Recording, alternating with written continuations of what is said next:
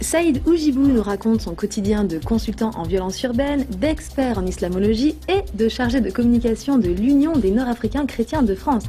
Impressionnant. Avec Jean-Louis, vous compléterez cette expression « qui sème le vent », etc. Avec Hélène, nous nous rapprocherons du Pakistan. Et avec Francis, nous sombrerons dans un naufrage. En peinture, je vous rassure. Puis le plateau sera envahi de moustiquaires. Si vous ne savez pas ce que c'est, vous découvrirez le phénomène. Et en parlant de phénomène, bonjour Paul. À chaque fois, j'ai le droit à une petite sympathique oui, réflexion. Heureusement, on va passer maintenant vraiment aux choses sérieuses avec un homme sérieux, Saïd Oujibou. Vous êtes une espèce assez rare quand même, mais encore visiblement en voie de développement quand même, puisque vous êtes beurre, ça se voit, ouais. Chrétien, peut-être que ça va se voir, et il y aurait 10 000 Nord-Africains chrétiens, je crois, en France. Oui, ben, tout d'abord, bonjour à toutes et à tous, et puis salam alaikum. Effectivement, il y a un peu plus de 10 000 Nord-Africains chrétiens aujourd'hui en France. Nous sommes des beurs, hein, donc le mot beurre vient du mot arabe, donc en verlan. Et il y a aussi beaucoup de beurgeois, tout à fait. Dont vous faites partie, on va le voir. Vous avez quitté l'islam quand même, pour faire court sur votre parcours, vous avez quitté l'islam pour le christianisme, et vous êtes même devenu pasteur et évangéliste. Qu'est-ce qui s'est passé? Alors, en parlant de quitter en fait l'islam, je pense que le propos est un petit peu fort pour moi. Je pense qu'on a fait vraiment cette rencontre personnelle avec, je dirais, la personne la plus merveilleuse, Yassoua al-Masih, la personne du Christ.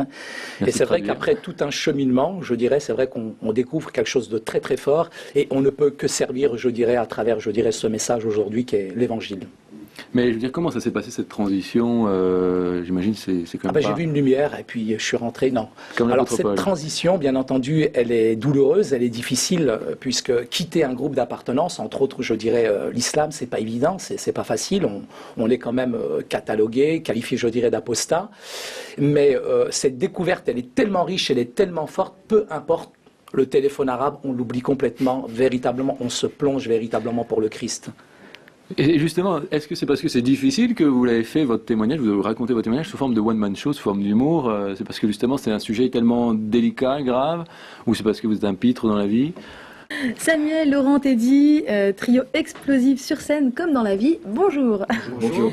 Votre histoire est avant tout celle d'une amitié très forte, de la foi qui vous réunit, et de moments de rigolade qui, par extension, ont donné un trio comique qui sévit, il faut bien le dire, depuis 9 ans. Vous avez chacun un travail, une femme, des enfants. Est-ce que ce trio, c'est un moyen pour vous de vous échapper de votre quotidien, de fuir le sérieux de la vie? Ah oui, certainement. Certainement, ça fait du bien. Le lundi soir, quand on répète, ça change les idées.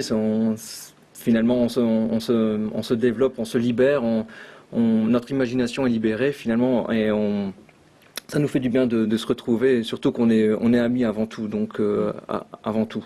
Alors ça fait du bien, ça vous fait du bien, mais ça fait aussi du bien aux autres. Hein. Aux femmes qui... Aux femmes aussi. qui se libèrent de nous.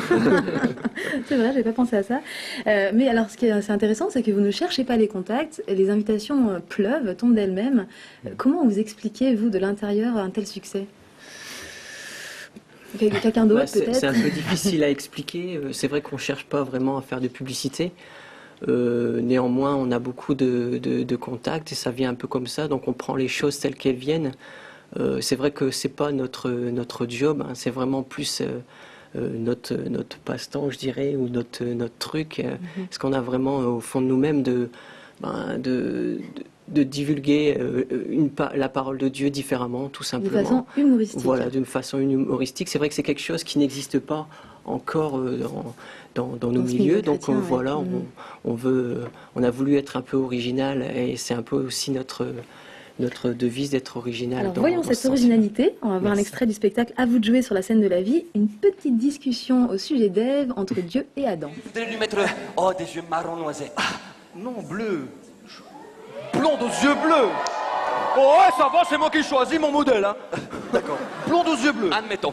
Alors, avec des lèvres pulpeuses. Ouais, c'est ça, bien roulé, bien formé, tout là où il faut. All inclusive, tout compris, toutes les options comprises. Full option. Full option, Full voilà. option. Alors, tu veux du forme? Ouais, voilà. Partout? Ouais, partout. Des bourrelets, quoi.